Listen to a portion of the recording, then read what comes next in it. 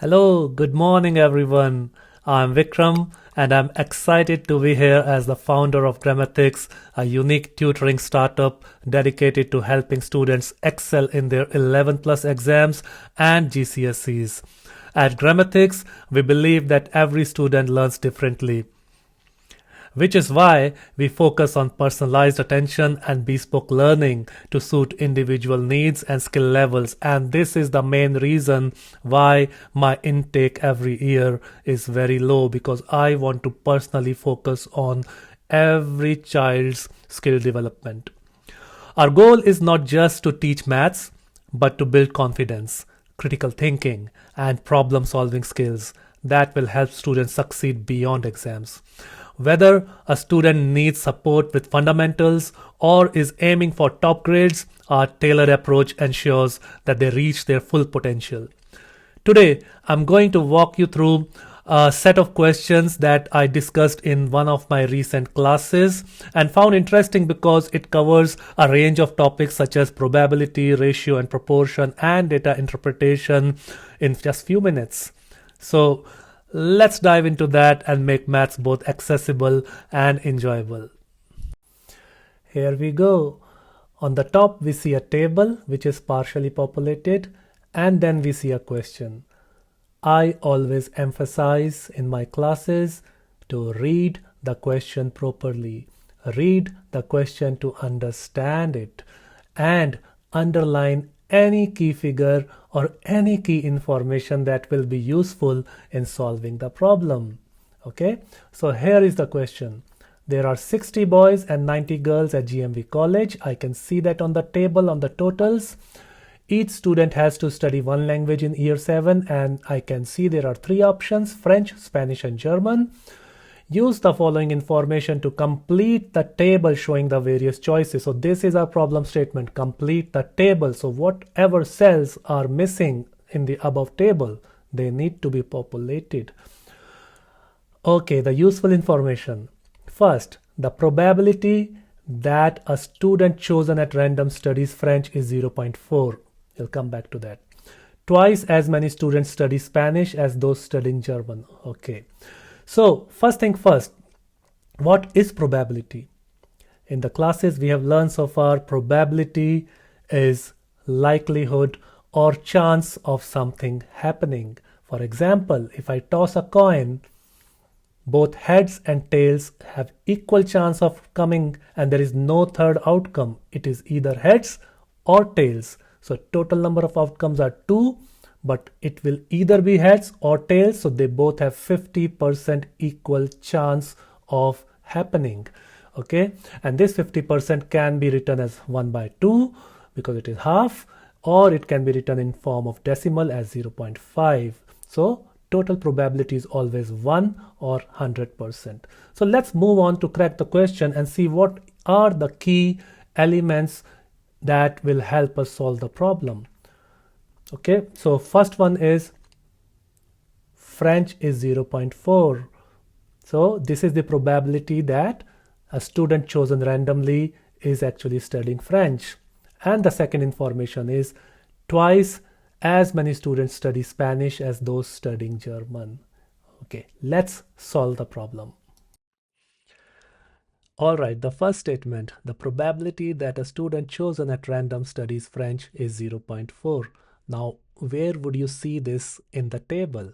So this appears under total number of students that opted for French out of total number of students in year 7, which we know is 150, right? But the probability 0.4, what does 0.4 mean? So 0.4 is nothing but 4 divided by 10, which means out of every 10 students, 4 students would have opted for French. And 4 by 10 can also be expressed as 40 by 100. So 40 divided by 100, or simply 40%. So this means 40% of total students study French. Okay, and using this information, we can find out number of students studying French as 40% of 150, which comes out to be 60. And that populates your first cell. Now notice the first column, French column, which shows number of girls as 50 and total as 60. And that helps us find out total number of boys studying French as 60 minus 50 equal to 10, right? And then once this 10 is populated, you will notice in the middle row belonging to boys that you have 10 boys opting French, 25 boys have opted for Spanish. We don't know how many for German, but we know the total, which means the number of boys that opted for German is 60 minus 10 minus 25, which gives us 25. So we have the middle row also populated. Now we have missing Spanish and German numbers for girls and the total. So what we know so far is that the total number of students who have either opted for Spanish or German is nothing but 150 minus total number of students who opted for French, which is 60, and hence this is 150 minus 60 equal to 90. So out of this 90, how many opted for Spanish and how many opted for German? This is where our second statement will come into play, which says twice as many students study Spanish as study German. So how do we solve this? Now, this means for every student who studies German, there are two other students who study Spanish. So we can form a group of three, one German, two Spanish. Okay, and we have total 90. It means we can form 30 groups, right? So we split this 90 into three groups of 30. So one of this group will be completely assigned to German. So German will be 30 students and two of the groups will be assigned to Spanish. So Spanish will be 60 students, right? So using this information, we can populate total German as 30 and Spanish as 60. And now we can easily find out the number of girls who are studying Spanish or the number of girls who are studying German. And from the totals, you can just deduct the number of boys who are studying that language and get the answer. So I think that solves your table. You have populated all the figures here. Make sure that you check the totals on the rows as well as totals in the column, and they should match up to your expectation.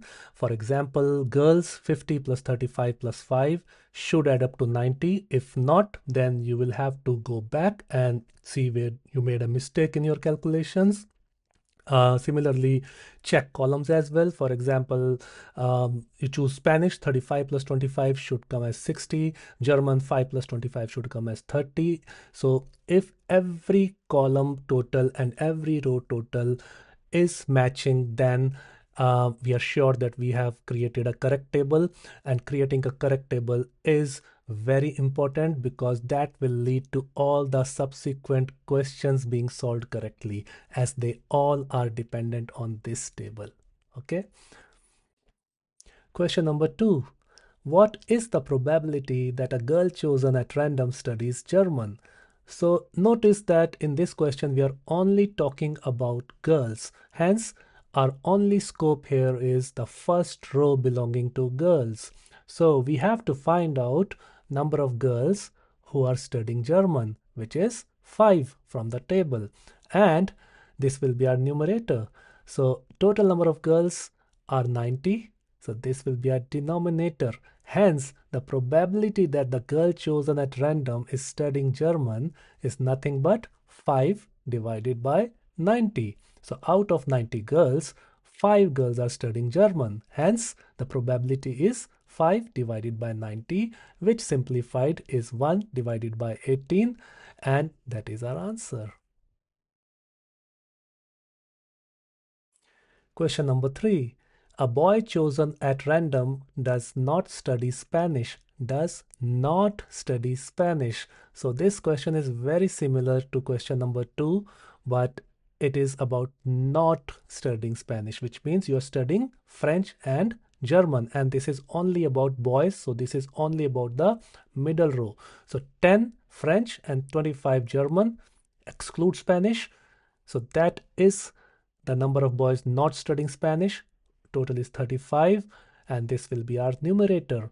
And the total number of boys is 60, so that will be our denominator, and hence the probability of a boy chosen at random not studying Spanish is 35 divided by 60, which is nothing but 7 divided by 12, and that is our answer. Question number 4. What proportion of those students studying Spanish are boys? Note that we are talking only about Spanish, no French, no German. So it's the middle column. And we need to find out number of boys who are studying Spanish, which is 25. So this will go to our numerator. And the total number of students studying Spanish is 60. So this goes to our denominator. Hence, the proportion of boys studying Spanish to the total students studying Spanish will be 25 divided by 60, which simplifies to 5 divided by 12, and that is our answer. Question number 5. If the above information was represented by a pie chart, how big should the sector representing students who study German be? First of all, I want to know whether you have done pie charts or not. If not, I'm happy to take a lesson on pie chart and the other type of charts that we can expect in some of the exams. Okay, for the time being, let's imagine a pizza, a circular pizza, which has got 3 slices, and they are of different sizes depending on the proportion of students opting for French, Spanish, or German. In this case, we want to know how big is the slice which represents students who opted for German, and that is 30 students out of 150, which means the fraction of students studying German is 30 divided by 150, which is 1 divided by 5, or a fifth of the entire pizza. So a whole pie chart represents 360 degrees because it is circular, and then the sector represented by German students will be a fifth of 360 degrees, which is 72 degrees, and it will look something like this, and that is your answer. Moving on to the last question. If these figures are typical for any year at GMV College, how many students would you expect to be studying Spanish in year 9, which has 180 students?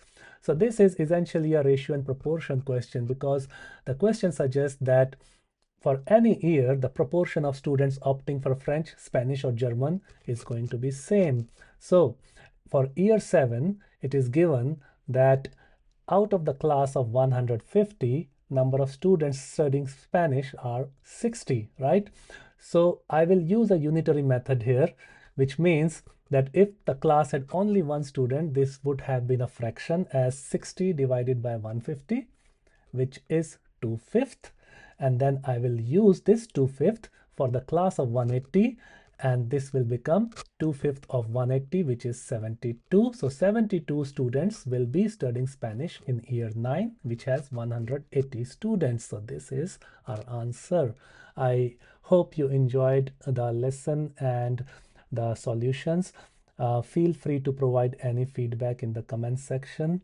This will help me improve my coming lessons. Thank you.